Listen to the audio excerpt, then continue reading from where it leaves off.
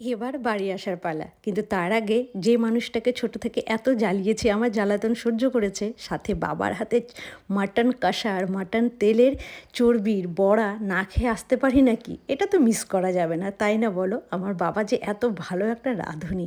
তো রাধে রাধে বন্ধুরা, সকলে কেমন আছো? আশা করছি সকলে খুব ভালো আছো। তো এই তো আমার বাড়ি আসার পালা হয়ে গেছে। সেদিন রবিবার ছিল, যে আমি বিকেলবেলায় বাড়ি চলে যাব। তার আগে সেই মানুষটার সাথে দেখা করতে যাব, যে মানুষটাকে আমি ছোটোবেলায় অনেক জ্বালিয়েছি, জানো তো, অনেক জ্বালিয়েছি। আর সে জ্বালাতনও সহ্য করেছে। আর সেই মানুষটাকে অবশ্যই তোমাদেরকে বলবো। এই যে তার আগে আমি বাবার কাছে একটু আবদার করেছিলাম, বাবা খাসির মাংস তো নিয়ে এসেছো, চর্বিগুলো দিয়ে একটু পকোড়া করো না। আর আমার বাবা তো বরাবরই বলি, পকোড়া ভাজতে বেশ ভালোবাসে, আর ভাজেও দারুণ দারুণ করে। যে কোনো পকোড়া, ফুলকপি, বাঁধাকপি, পেঁয়াজি, সব কিছু পকোড়া দারুণ করে।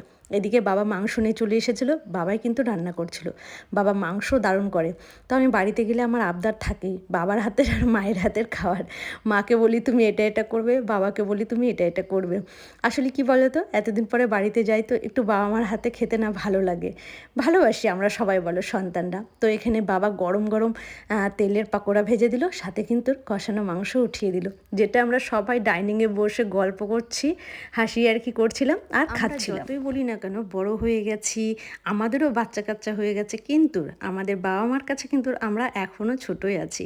আর তার জন্য তো বাবা মার কাছে আবদার করলে সেই আবদারটা রাখার সঙ্গে সঙ্গে চেষ্টা করে, বা আপ্রাণ চেষ্টা করে, যে আমার মেয়ে বা ছেলেটা চেয়েছে বা এটা খেতে চেয়েছে, এই হচ্ছে ব্যাপার।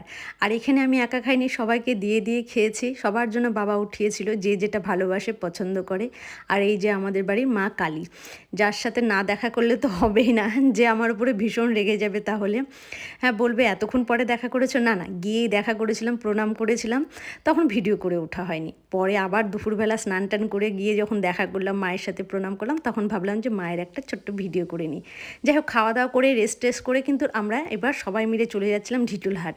ঢিটুলহাট কেন যাচ্ছিলাম বলো তো? ঢিটুলহাট আমার বদ্দির শ্বশুরবাড়ি, আর মামিমার সাথে দেখা করতে যাচ্ছিলাম। মামিমা হলো আমার বদ্দির শাশুড়ি।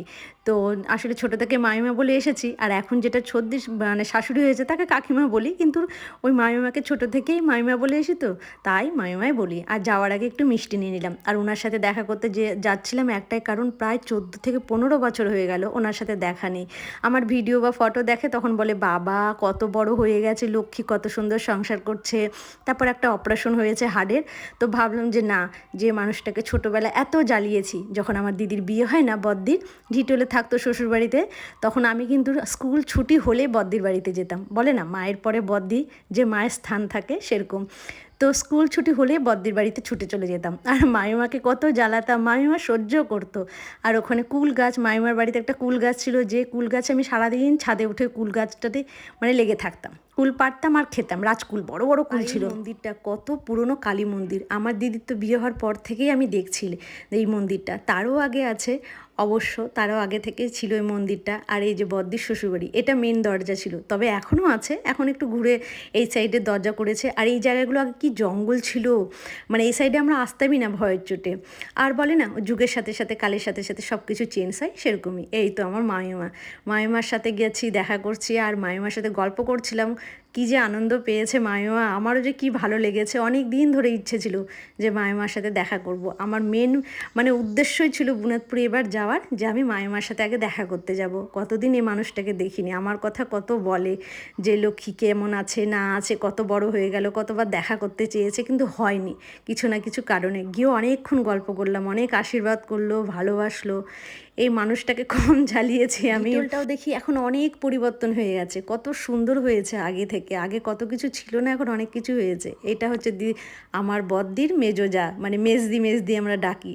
তো সেদিন হচ্ছে মানে ছোলে বাটোরা করেছিল আর চানা মশলা করেছিল। আমাদেরকে বলছিল তোরা ভালো দিনই এসেছিস, দেখ আমি কত কিছু করেছি, তোরা বস, আমি গরম গরম দুটো ভেজে দিই। তো গরম গরম ভেজে দিয়েছিল, তো খেতে এত ভালো হয়েছিল আর এত সফট হয়েছিল যে কি আর বলবো। যাই হোক, তো বদ্দির মানে শ্বশুরবাড়িতে গিয়ে ভীষণ এনজয় করেছি। আর মামিমাকে দেখে সত্যি ভীষণই ভালো লাগলো। অনেক দিন পরে, 14-15 বছর পরে মানুষটাকে দেখলাম, তো ভালো তো লাগবে বলো। যে মানুষটার সাথে মানে ছোটোবেলায় আমি অনেক অনেক সময় কাটিয়েছি, অনেক সময়। আমি বদ্দির শ্বশুরবাড়িতে একটু সুযোগ পেলেই চলে যেতাম, ওখানেই বেশি থাকতাম। তারপরে তো ঝোর করে বাড়িতে এলাম, ব্যাগটা গুছানোই ছিল, আর সাথে ব্যাগ, আমার কাপড়ের ব্যাগ গোছানো ছিল। কিন্তু মা যা যা রান্না করেছিল ওগুলো আমি কিছু জানি না, মানে গুছিয়ে নিইনি। মা আর আমার ভাইয়ের বউ টুকা তাড়াহুড়ো করে ওরা দুইজনই গুছিয়ে দিল আমাকে ব্যাগের মধ্যে যা যা রান্না বান্না ছিল জামাই আর নাতির জন্য। আমি কিন্তু জানি না। আর যেহেতু এতগুলো ব্যাগ আমি টানতে পারবো না, সাথে কতগুলো আলু কিনে রেখেছিল আমার জন্য, সে আলুটাও দিয়েছে। আর এক হাতে তো এতগুলো ব্যাগ টানা যাবে না, আর ডান হাতে আমি ভারী জিনিস নিয়ে আসতে পারবো না। তাই বাবা আমাকে কিন্তু মানে বাস স্ট্যান্ডে এসেছিলো রাখতে, গাড়িতে উঠিয়ে দিতে। আর এতটাই দেরি হয়ে গেছিলো, রাত্রি তখন 7:30 বাজে। আমি ভেবেছিলাম গাড়ি পাবো কি না, তো যাক কপাল ভালো, বাস পেয়ে গেছিলাম। তারপরে তো বাড়ি আসার আগে ওকে ফোন করেছিলাম যে তুমি কিন্তু এসে থেকো বিশালের সামনে, নাহলে আমি এতগুলো ব্যাগ নিয়ে যেতে পারবো না। তো যাই হোক, ও গিয়ে আমাকে কিন্তু নিয়ে এলো, মানে ব্যাগ ট্যাগগুলো নিয়ে এলো। আর বাড়ি এসে দেখছি যে মা কী পাঠিয়েছে। দেখো না, আমাকে খাইয়েছে, কিন্তু আমাকে যে 2 দিন ধরে যা যা খাইয়েছে সেগুলো আবার নাতি আর জামাইয়ের জন্য পাঠিয়ে দিয়েছে।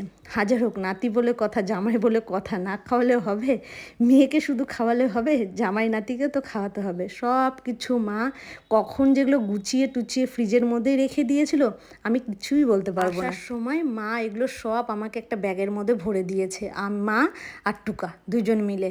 আমি নিজেও জানি না, আমি শুধু তাড়াহুড়ো করছিলাম যে তাড়াতাড়ি যাই, গাড়ি পাবো না। যে টোটোতে ঢেটল থেকে আমি বাড়িতে এসেছি, সেই টোটোওয়ালাকেই বলেছিলাম যে দাদা একটু দাঁড়ান, আমি ব্যাগটা শুধু নামাবো নিচে, আমাকে বাস স্ট্যান্ডে নিয়ে যান, নাহলে আমি গাড়ি পাবো না।